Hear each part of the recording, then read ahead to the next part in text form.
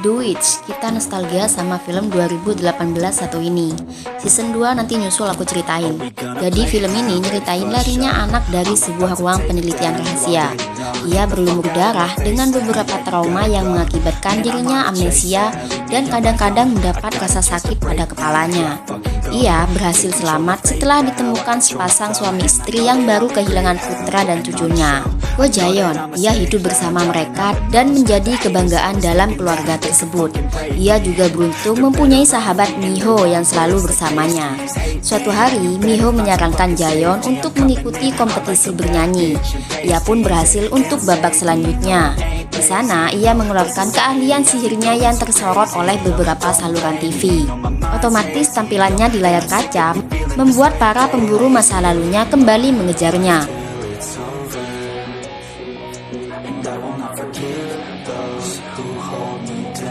Beberapa orang asing berusaha mengingatkannya akan siapa dia di masa lalunya. Namun Jaeon tetap tidak bisa mengingatnya. Ia hanya merintih kesakitan pada kepalanya. Dengan beberapa bayangan masa lalu berlumur darah meski dia gak tahu jika itu adalah ingatannya sendiri.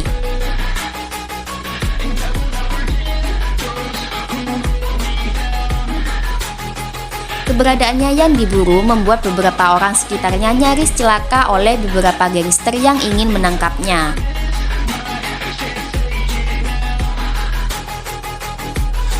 Hingga suatu ketika, sahabatnya sendiri melihat sisi berbeda dari Jaeon yang sangat arogan.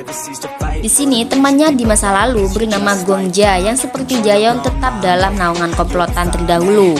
Gongja menawan orang tua Jaeon untuk memancingnya bersedia mengikutinya ke tempat dahulu mereka dikumpulkan. Dan ia akan mendapatkan ingatannya kembali dengan beberapa suntikan.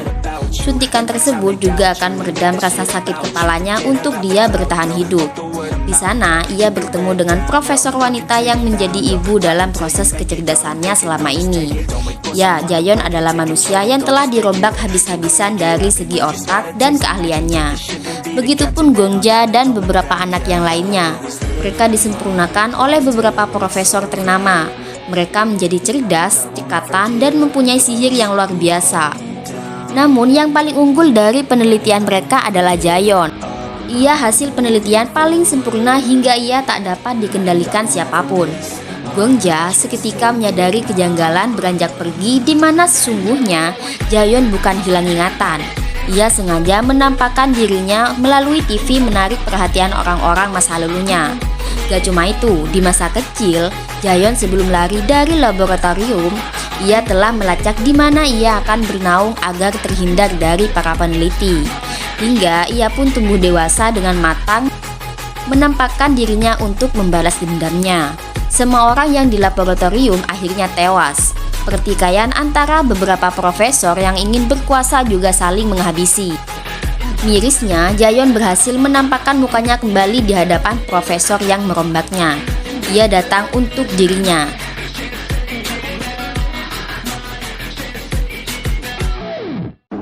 Di sini ada dua komplotan nih, yaitu komplotannya Tuan Choi sama perempuan profesor tadi.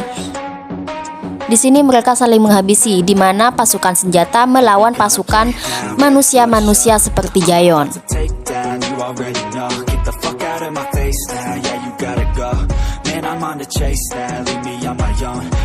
Ia juga mengakhiri hidup Gongja, meski mereka dulunya adalah korban, namun ia tidak hidup dengan baik seperti Jaeon. Mereka pun saling adu mekanik, mereka mempunyai keunggulannya masing-masing, tapi Jaeon adalah keunggulan yang paling utama.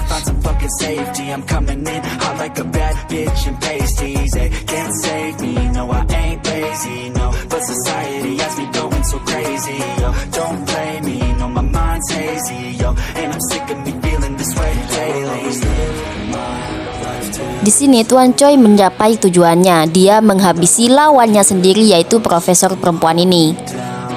Dan wanita ini beberapa kali bangkit meskipun mendapatkan beberapa tembakan dalam tubuhnya.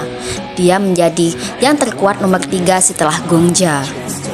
Ia tanpa ragu kembali bangkit untuk menghabisi Jaeon. Namun akhirnya nyawanya berakhir di tangan Jaeon. Dan akhirnya Gongja adalah lawan terakhir Jaeon hingga ia menghelakan nafasnya yang terakhir di laboratorium tersebut. Nah, setelah balas dendamnya selesai, ia membawa beberapa obat dari laboratorium untuk ibunya yang sedang sakit.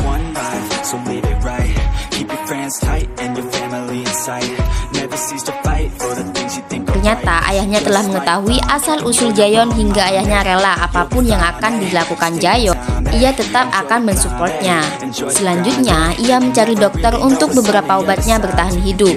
Dia adalah saudara dari profesor perempuan tadi. Jaeon memilih masa depan layaknya remaja biasa hidup dengan normal dengan namanya yang kini.